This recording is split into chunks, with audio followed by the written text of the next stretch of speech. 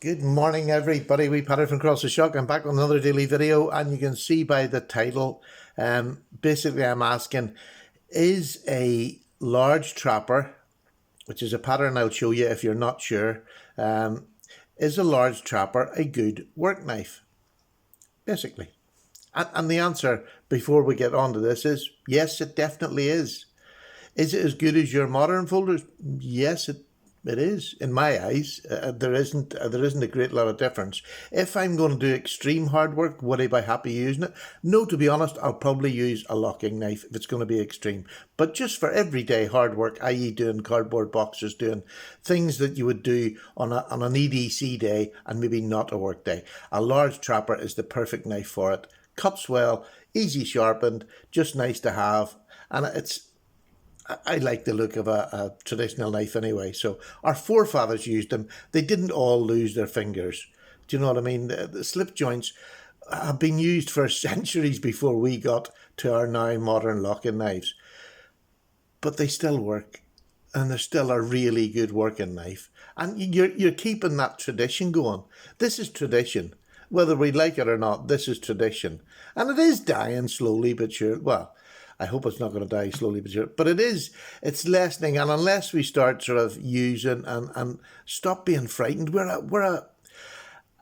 I think we're a bit of a society of scaredy cats. Oh, I don't want to use that, could cut my finger. How many times have you cut your finger with a locking knife, a slip joint, a flick joint? I mean, that's not the problem. User carelessness cuts the finger, not the blade. Do you know what I mean? It's us as human beings. It's not the guns that do the killing, it's the people that's holding them. And it's not the knife that does the cutting, it's the way you're using it. And every knife has a different use. So, God, I've gone off early here. Anyway, the case trapper, is it a good work knife? Yes, it is a good work knife. And I'm going to prove to you why it's a good work knife. But for those who don't know what a large trapper looks like, I'll give you a quick run through. We'll check the weight and then we'll talk about the title of the video. So, the length of it's about 4 1/8 closed. It has a cutting edge. Let's just bring this over. The cutting edge is just, and no more, just under 3 inches. So it makes it UK legal. The cutting edge has to be under 3 inches. You have a clip blade. All trappers have the same, well, mostly. All trappers have the same 2 blades. You have a big clip and then you have a big spay blade. To believe it or not, when I'm cutting boxes up, I use the spay. I just think it's better for cutting boxes for whatever reason. But anyway, that's just my preference. And I have a video, which I'll link it down below. It's where I do a cut test. Now, I used a Rough Rider to do a cut test. It was on the steel, but it lets you see that there's no fear in using a slip joint, a working slip joint, for cutting up cardboard, which is probably what we do on an EDC basis. If you're working on a big building site and you're doing really heavy use, well, get a locking knife. Do you know what I mean? If you're frightened of a trapper, get a locking knife, and that's fine. But for everyday EDC use, whether that's heavy or light, this case trapper will cover everything in your day. You'll get 2 blades. Is the steel brilliant? It's stainless steel. That's what Case say. They do a carbon steel and they do a stainless steel. The stainless steel, we all believe, is 440A, the same as what's in a Rough Rider. It lasts about the same length of time as a Rough Rider. So there's not that much difference in the steel quality. Now, Pete over at Cedric and Ada, I'm sure you've all heard of him. He does cut tests. He does cut tests on rope. That's his medium that he uses. But he put, funny, it was a couple of years ago, he put the chrome vanadium and the Case stainless steel in a cut test against each other. And he done it twice because he wasn't sure he'd done it right the first time. And they both cut near enough exactly the same. There was next to no difference in the cut test. So there's a lot of people swear by the chrome vanadium, and that's fine. A lot of people like patina on their blade, or patina on their blade, and others like a nice clean sterile blade. Whatever you choose. But in reality, going by Pete's test, who I trust Pete as a tester, there's not much difference between either two. You're going on preference then of what sort of blade look that you like. Excuse me. So, it's a big knife, substantial knife. Is it a heavy knife? Let's just double check that for you. Okay, ounces. It's 3.7 ounces, which is 106 grams. So it's got a fair heft to it, but this is a working knife. I want a working knife with a bit of heft behind it. I don't want a wee light flimsy working knife. So that's your other answer to that weight. But 3, that's not. Put it in a slip or throw it in your pocket. I like mine in the slip because I don't like them bouncing about in the pocket, so I have larger slips to put this in, put it in my pocket. Yes, I hear people saying, but you have to take it out and take it out of the slip and then put the slip back. Yes, you do. I'm not even going to say any more. Yes, you do. But you're carrying tradition. You're carrying on a tradition that our forefathers used, and I love them. And it's a tradition that will die if we don't keep it going. And all the fancy knives in the world have not done the jobs that these old traditional knives done. They built countries, i.e. America, were built on pocket knives. They were what built America. So, these knives are just tools. They're not fancy tools like our titanium and our high whatever. These are just tools. But can you get good looking tools? Yes.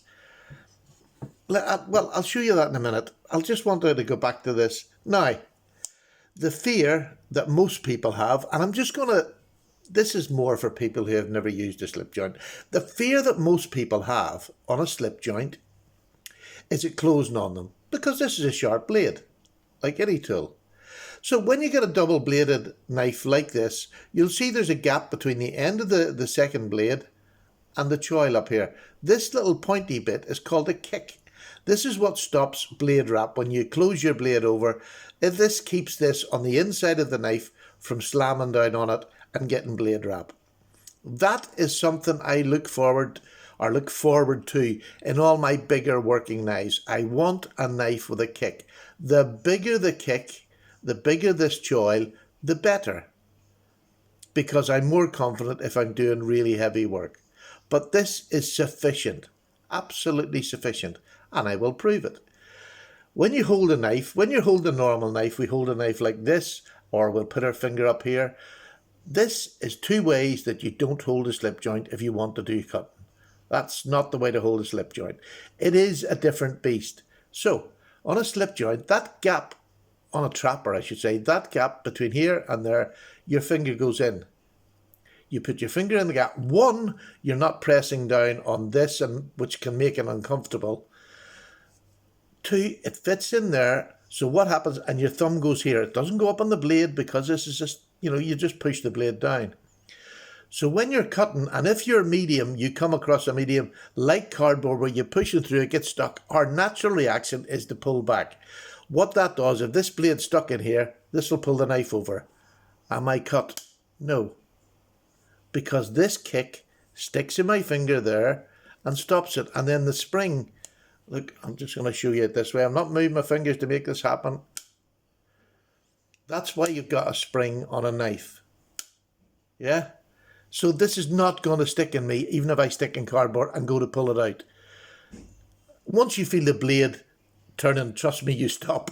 Because some knives don't have the kicks and they don't have a big choil, and I'll show that before I finish too. But that's how you use, hold and carry and cut with a big bladed trapper.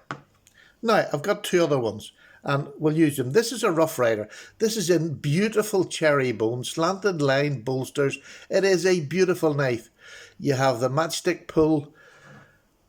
Now, there's the 2 of them together. As you can see, the Rough Rider actually has a bigger, this choil here with the kick is higher than the case one. Not by much, but it's higher.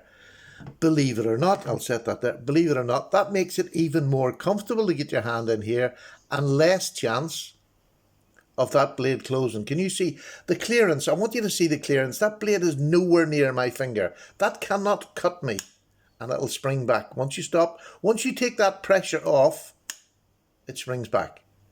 As soon as that pressure comes off, it springs back. But it can't cut me. So if I'm holding it like this, thumb on top of the choil, not up here on the blade, so I can get, and that's why I was calling it every day.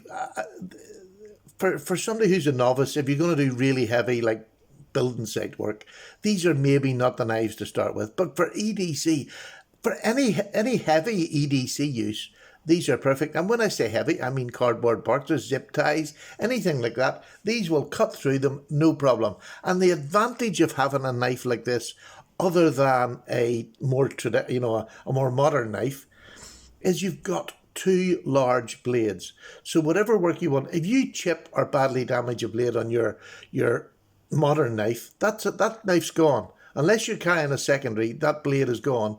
With this, you have a completely full-size knife that's right by your side, and it will do every bit as much work as the other one will do. So there's advantages and there's disadvantages. But as long as you realise when you're buying a slip joint, and if you're unsure, make sure the bigger the kick you can get, and that's what this is called, this choil and the kick, the bigger this choil comes up, the more secure it is in your hand, the less fear you will have. And although the case was the smallest one, it's still perfectly safe. It's still perfectly safe. And I'm going to move on down now. Here's another, I've got 3 trappers. This is a kissing crane.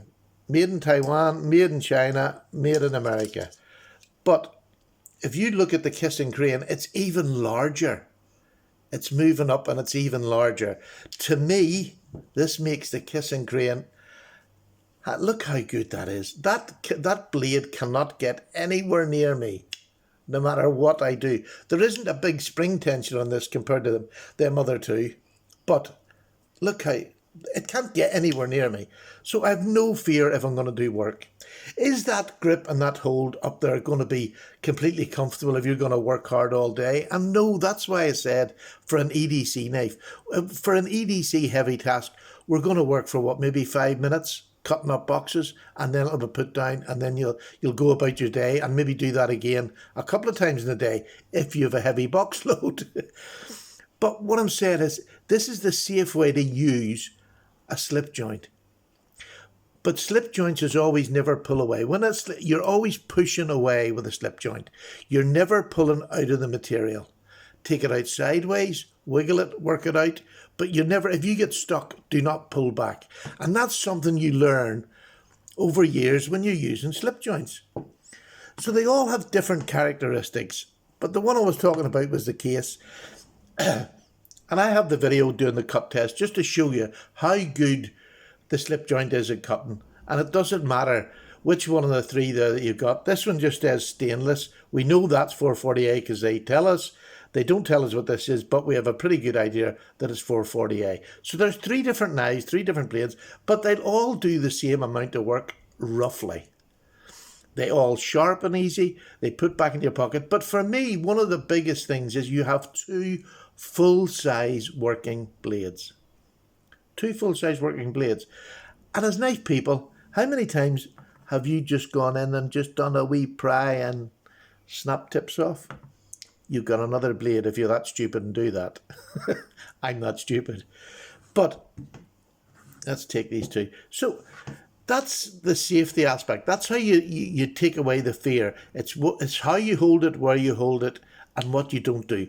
Don't pull away. But even if you pull away when you're holding it correctly up here, it's not going to close on you. So there we go. So let me show you a knife that's a wee bit different. Here's an A.G. Russell knife. Let's have a look at this. Can you see the difference? There's next to no choil and a very tiny little kick there, because there is in the inside, I don't know whether you'll see that, there's a little bar that goes across, and when I close that knife, it stops the blade wrap. It keeps that blade from hitting the bottom.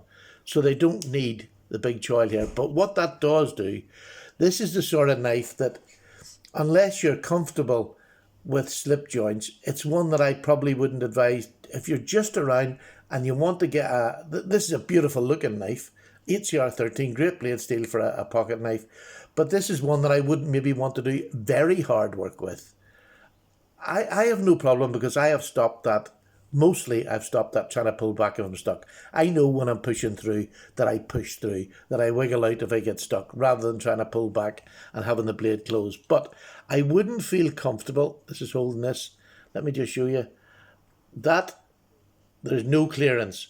If that comes down any more powerfully, that is going to cut into the side of my finger.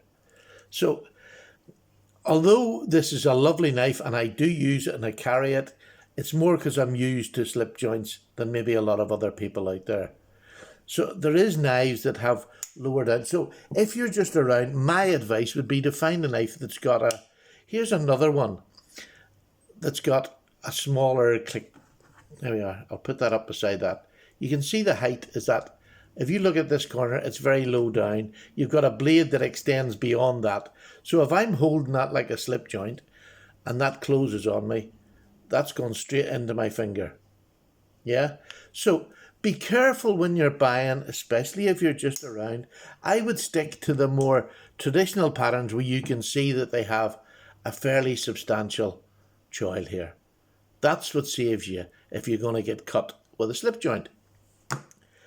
So I hope I haven't been teaching my granny to suck eggs, but it's for those out there who are maybe just starting. There's 3 really good working knives that I don't think you should be afraid of. And if you're going to go for, like a Rough Rider, it's probably about 15 quid. You know, it's just an amazing knife. You know, over here it is a bit dearer. It's maybe, 20, 25, 30. But you're going to get a really, really good working knife for half the price of maybe, say, a case.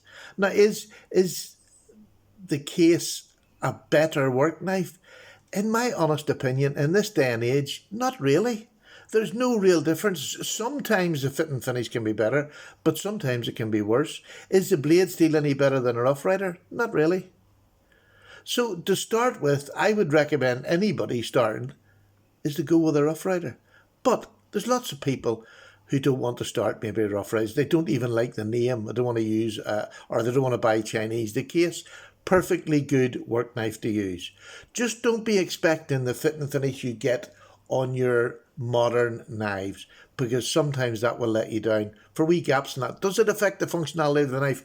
Absolutely no. That's why the yellow version is a work version. You're not over fussy. This is the cheaper version of the knife, but it's a work knife. And as long as there's no blade wobble, and there's nothing in that, that is absolutely solid. Absolutely solid. So I have no worries about doing it. And as long as there's no blade wobble, you've got a good working knife. So there you go. My wee rabbit on about the Trafford, but blade safety and how to spot whether a working knife's going to be a good working knife for you if you're just beginning to shop. Out of them 3, for probably, to be honest with you, the Rough Rider, the Kiss and Crane is hard to get. I mean, you can go on the secondary market and get them. I'm not sure in America. They must be easier to get in America. Over here, I've never seen anywhere other than the secondary market where you can get that, because that is a huge joy. But the Rough Rider, it's just a bargain. It's a good place to start, and it's a good choil on it, safe to use, and it'll give you the confidence to move on in your traditional career if you haven't already got one. Paddy's away. Short and sweet video today. Short and sweet. I have no idea how long it's running for. Probably waffled for longer than I meant to. So I'm gone. Cup of tea time. Puffer time. Bye now.